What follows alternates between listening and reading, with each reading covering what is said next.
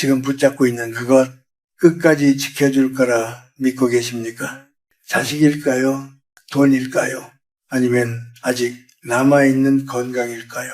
100여 년을 살아보니 그 믿음이 얼마나 조용하게 무너지는지 알게 되었습니다. 젊을 때는 다 확신했습니다. 자식만 잘 키우면 외롭지 않을 것이라 믿었습니다. 통장만 두툼하면 불안하지 않을 것이라 믿었습니다. 몸만 관리하면 마지막까지 버틸 수 있을 것이라 믿었습니다. 그런데 어느 날 아무 소리도 없는 집안에서 혼자 식어버린 밥을 마주하고 앉아있을 때 비로소 깨닫게 됩니다. 아무도 내 옆에 없다는 사실이 아니라 내가 믿고 살던 것들이 이미 내 곁에서 떠나고 있었다는 사실을 말입니다. 왜 자식은 멀어지고 왜 돈은 지켜주지 못하고 왜 건강은 끝내 내 것이 아닌지 이 질문을 피한 채 살아가면 노년은 반드시 더 외로워집니다. 하지만 이 이야기를 끝까지 듣는다면 지금 붙잡아야 할 것이 무엇인지 늦지 않게 알게 될 것입니다. 자식에게 기대면 마음이 먼저 무너집니다. 나는 오랜 시간 동안 자식을 삶의 중심에 두고 살아왔습니다. 그것이 당연하다고 믿었습니다. 부모라면 그래야 한다고 배웠고 그렇게 살아야 마음이 편하다고 생각했습니다. 새벽에 일어나 밥을 짓고 아픈 날에는 밤을 새우며 곁을 지켰습니다. 내 옷은 미루어도 자식의 것은 아끼지 않았습니다. 그 시절에는 그 모든 것이 사랑이었고 기쁨이었습니다. 하지만 마음 깊은 곳에는 말하지 않은 기대가 하나 있었습니다. 언젠가 내가 늙으면 이 아이들이 내 곁을 지켜주겠지. 그 기대는 아주 조용하게 자라났습니다. 그래서 나는 더 열심히 살았고 더 많이 희생했습니다. 그런데 세월이 흐르면서 나는 하나의 사실과 마주하게 되었습니다. 자식은 부모의 인생에서 중심이지만 부모는 자식의 인생에서 중심이 아니라는 사실입니다. 처음에는 이해하지 못했습니다. 바빠서 못 오는 것이라 생각했습니다. 일이 많아서 아이를 키우느라 힘들어서 그렇다고 스스로를 달랬습니다. 명절에도 얼굴을 보지 못하는 해가 늘어났고 생일은 짧은 전화 한 통으로 지나가기도 했습니다. 그럴 때마다 마음이 조금씩 내려앉았습니다. 왜 나를 찾지 않을까? 왜 이렇게 멀어진 것일까? 그러나 시간이 더 흐르고 나서야 알게 되었습니다. 그것은 배신이 아니었습니다. 세상이 바뀐 것이었습니다. 지금의 자식들은 자신의 삶을 지키기도 벅찬 시대를 살고 있습니다. 멀리 떠나야 하고 하루하루를 버티는 것만으로도 힘이 듭니다. 사랑이 없어져서가 아니라 여유가 없는 것입니다. 그 사실을 받아들이지 못하고 계속 기대를 붙잡고 있으면 마음은 점점 더 무너집니다. 기대가 클수록 상처도 깊어지기 때문입니다. 나는 한 어르신을 본 적이 있습니다. 평생을 아들만 바라보고 살았습니다. 그 아들이 외국으로 떠난 뒤 그분은 매일을 눈물로 보내셨습니다. 그 눈물은 아들을 향한 것이 아니라 자신의 마음이 무너지는 소리였습니다. 그 모습을 보며 나는 깨달았습니다. 자식에게 내 삶의 중심을 맡기는 순간 나는 내 인생의 주인이 아니게 된다는 것을 자식은 머무르는 존재가 아니라 지나가는 존재입니다. 봄에 왔다가 때가 되면 떠나는 새처럼 자식은 자기 길을 가야 합니다. 그것이 자연입니다. 그렇다면 남는 질문은 이것입니다. 자식이 떠난 뒤 나는 무엇으로 나를 지킬 것인가? 이 질문을 피하면 노년은 반드시 더 외로워집니다. 나는 늦게서야 그 질문을 정면으로 마주했습니다. 그리고 그때부터 조금씩 마음이 자유로워지기 시작했습니다. 자식이 오지 않아도 무너지지 않았고 올 때는 더 따뜻하게 맞이할 수 있었습니다. 이것이 내가 얻은 첫 번째 깨달음입니다. 자식은 사랑해야 하지만 붙잡아서는 안 됩니다. 이제 다음 이야기로 넘어가야 합니다. 많은 사람들이 자식 다음으로 붙잡는 것 바로 돈입니다. 돈은 과연 우리의 노년을 지켜줄 수 있을까요? 돈은 붙잡을수록 흩어집니다. 나는 오랜 세월 동안 돈을 믿고 살아온 사람이었습니다. 가난을 겪어본 사람은 압니다. 돈이 없을 때의 불안이 얼마나 큰지. 그래서 나는 누구보다 열심히 살았습니다. 남들이 쉬는 날에도 일을 했고 몸이 힘들어도 멈추지 않았습니다. 허리가 굽어도 짐을 들었고 비가 와도 밖으로 나갔습니다. 그렇게 한 푼 한 푼 모았습니다. 그때에 나는 이렇게 믿고 있었습니다. 이 돈이 나를 지켜줄 것이다. 늙어서도 나를 안전하게 만들어 줄 것이다. 병이 와도 견딜 수 있게 해줄 것이다. 그 믿음은 아주 단단했습니다. 그런데 어느 날 병원에 누워있는 나 자신을 보게 되었을 때 그 믿음이 얼마나 허약한 것이었는지 알게 되었습니다. 병원비는 조용하지만 빠르게 쌓입니다. 검사비, 약값, 입원비, 간병비 하나하나는 견딜만해 보이지만 그것이 이어지면 평생 모은 돈이 눈앞에서 흘러나가기 시작합니다. 나는 그 흐름을 직접 보았습니다. 그때 깨달았습니다. 내가 붙잡고 있던 것은 단단한 돌이 아니라 손가락 사이로 흘러내리는 모래였다는 것을 강하게 액수로 더 빨리 빠져나갑니다. 내 주변에도 그런 분이 계셨습니다. 평생 공장에서 일하며 차곡차곡 돈을 모으셨던 분이었습니다. 이제는 걱정 없다라고 하셨습니다.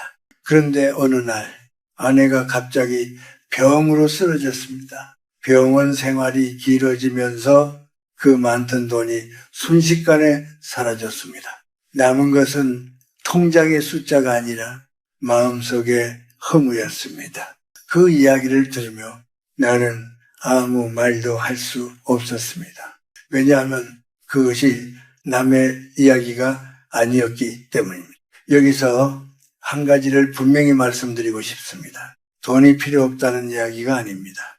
노년에는 기본적인 생활을 지킬 만큼의 돈은 반드시 필요합니다. 그러나 내가 젊을 때 가졌던 믿음, 돈만 있으면 모든 것이 해결된다는 생각은 분명한 착각이었습니다. 돈은 우리를 지켜주는 성벽이 아니라 흘러가야 하는 물과 같습니다.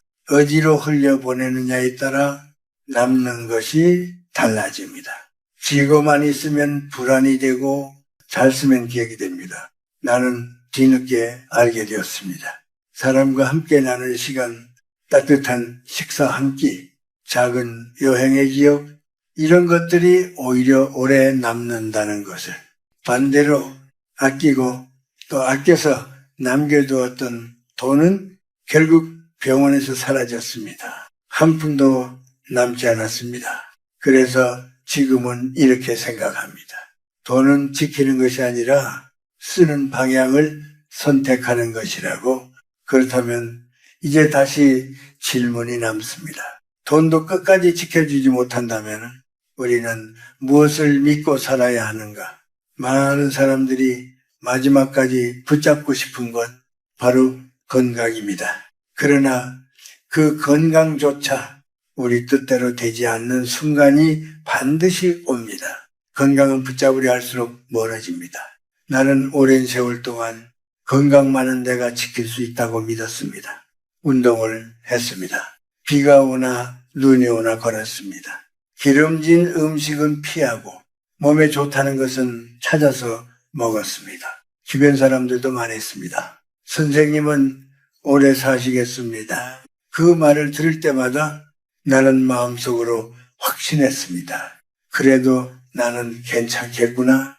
그런데 나이가 들면서 그 확신이 얼마나 쉽게 흔들리는지 알게 되었습니다. 몸은 조용히 변합니다.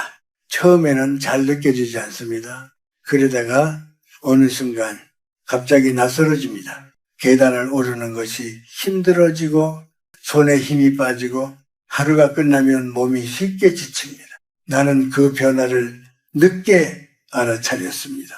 그리고 한 사람을 떠올립니다. 우리 동네에 늘 건강을 자랑하던 분이 있었습니다. 매일 운동을 하고 누구보다 자신 있게 말했습니다. 건강은 내가 지키는 겁니다. 그런데 어느 날 그분이 갑자기 쓰러졌습니다.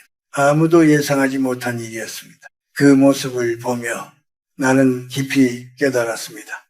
건강은 노력으로 붙잡는 것이 아니라 잠시 맡겨진 것이라는 사실을, 이 말을 이해하는데 나는 오랜 시간이 걸렸습니다. 많은 사람들이 이렇게 생각합니다. 나는 아직 괜찮다. 나는 아직 버틸 수 있다. 그러나 몸은 거짓말을 하지 않습니다. 나이가 들면 몸은 자연스럽게 약해집니다. 이것은 실패가 아니라 자연의 흐름입니다. 그 흐름을 거부하면 오히려 더 빨리 무너집니다. 나는 이제 생각을 바꿨습니다. 건강을 붙잡으려 하지 않습니다. 대신 관리하고 받아들입니다. 운동은 억지로 하는 것이 아니라 습관처럼 이어가고, 음식은 두려움이 아니라 즐거움으로 받아들이고, 병원은 피하는 곳이 아니라 몸을 살피는 곳으로 생각합니다. 예전에 나는 병원을 두려워했습니다. 혹시라도 나쁜 소식을 들을까봐 검사를 미루기도 했습니다. 하지만 지금은 압니다. 두려운 것은 병이 아니라 병을 모른 채 지나가는 것입니다. 몸은 언젠가 약해집니다. 이것은 피할 수 없습니다. 그러나 한 가지는 남습니다. 몸이 약해져도 마음까지 무너지지 않는 사람은 끝까지 자신의 삶을 지켜냅니다. 그렇다면 이제 다시 묻게 됩니다. 자식도 아니고 돈도 아니고 건강도 아니라면 무엇이 사람을 끝까지 지탱해 주는가? 그 답은 생각보다 가까이에 있습니다. 아주 작은 관계, 그리고 그 관계를 대하는 태도에 있습니다. 다음 이야기는 그 작지만 결정적인 힘에 관한 것입니다. 결국 사람을 살리는 것은 관계와 품격입니다. 나는 오래 살아오면서 많은 것을 잃는 과정을 지켜보았습니다.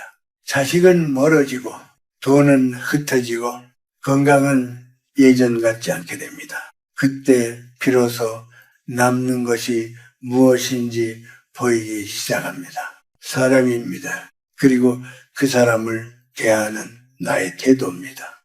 어느 겨울이었습니다. 집안은 조용했고 밥을 지어도 식탁은 비어 있었습니다. 시간이 지나도 마음은 채워지지 않았습니다. 그때였습니다. 동네 작은 가게에서 늘 보던 분이 나를 보며 말했습니다. 오늘도 나오셨네요. 날씨가 춥습니다. 그 짧은 한마디가 내 마음을 오래 붙잡았습니다. 왜였을까요? 그 말 속에는 이런 뜻이 담겨 있었기 때문입니다. 당신은 아직 이곳에 필요한 사람입니다. 그 한마디가 그날 밤 내 마음을 따뜻하게 했습니다. 나는 그때 알았습니다. 노년의 삶을 지탱하는 것은 큰 관계가 아니라 작은 인연이라는 것을. 매일 스쳐 지나가지만 나를 알아보고 나를 기억해주는 사람, 그런 인연이 사람을 다시 살게 합니다. 그러나 반대로 사람을 지치게 하는 관계도 있습니다.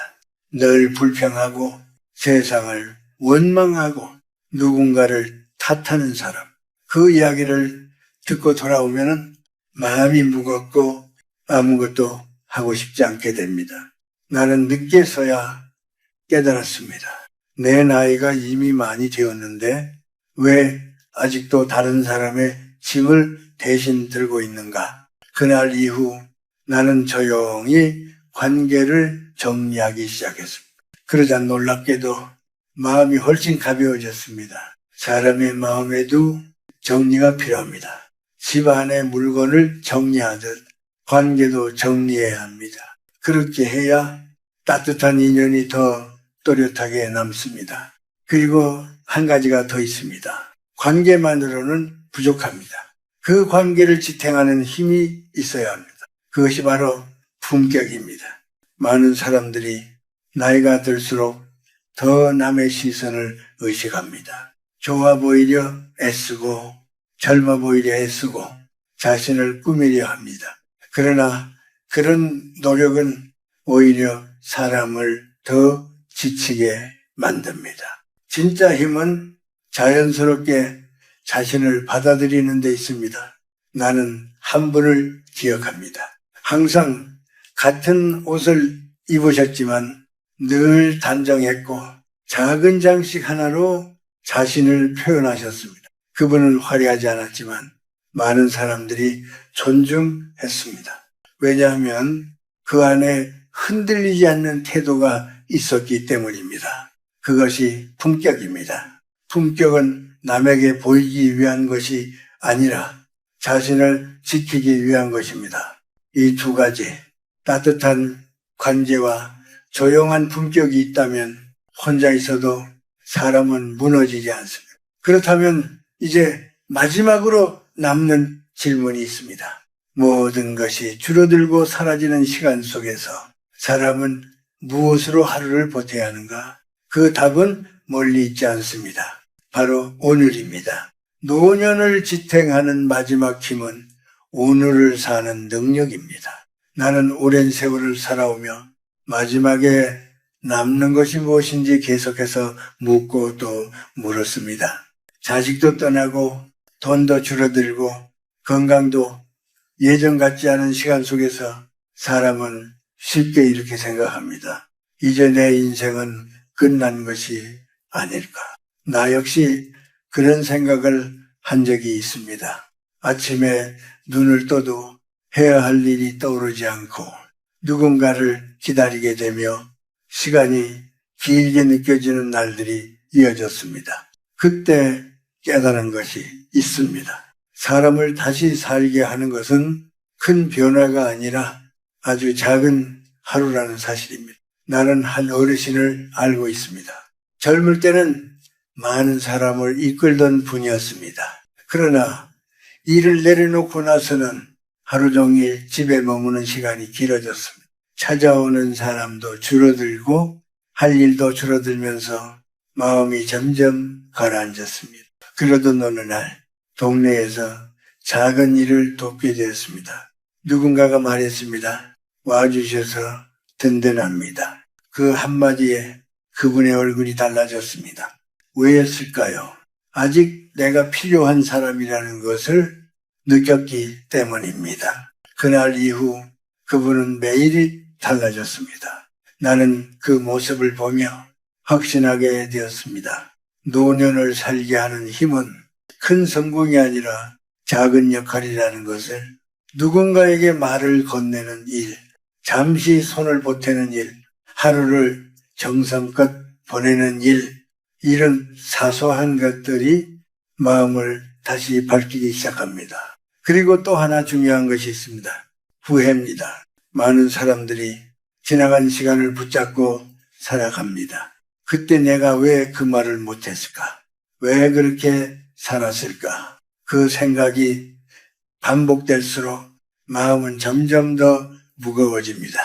나는 어느 날 이런 생각을 했습니다. 지나간 시간을 붙잡고 사는 것은 젖은 신발을 신고 계속 걷는 것과 같다고 무겁고 불편하고 앞으로 나아갈 수 없게 만듭니다. 그래서 나는 결심했습니다. 후회를 줄이는 대신 오늘을 채우기로 창문을 열어 햇빛을 맞고 잠시라도 걸으며 따뜻한 차를 천천히 마시고 하루에 감사할 일을 떠올리는 것.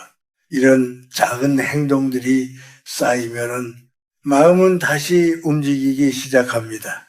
그리고 마지막으로 내가 꼭 전하고 싶은 말이 있습니다. 노년을 지키는 데 필요한 것은 많은 돈이 아니라 견딜 수 있는 만큼의 안정입니다. 그 위에 어떻게 하루를 보내느냐가 삶의 온도를 결정합니다. 나는 오랜 시간을 돌아 이 한 가지를 알게 되었습니다.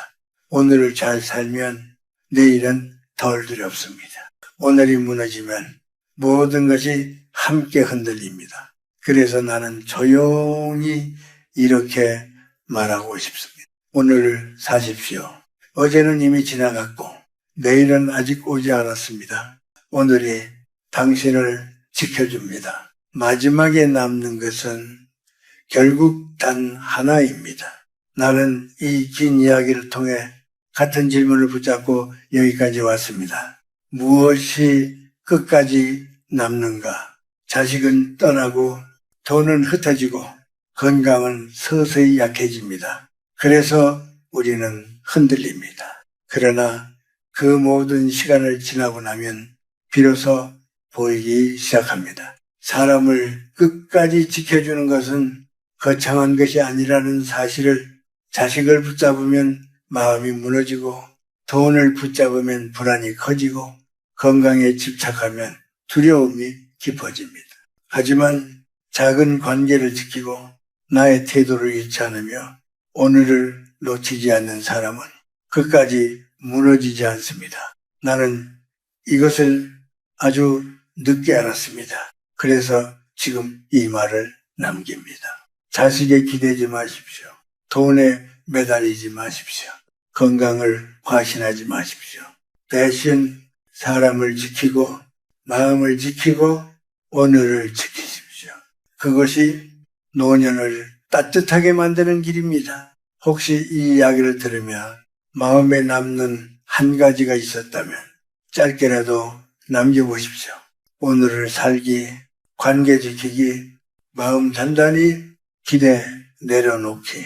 이 네 가지 중 지금의 나에게 가장 필요한 것을 한마디로 적어보셔도 좋습니다. 그 한 줄이 당신의 삶을 조금 바꿀 수 있습니다. 그리고 이 이야기가 조금이라도 마음에 닿았다면 혼자만 알고 계시지 마십시오.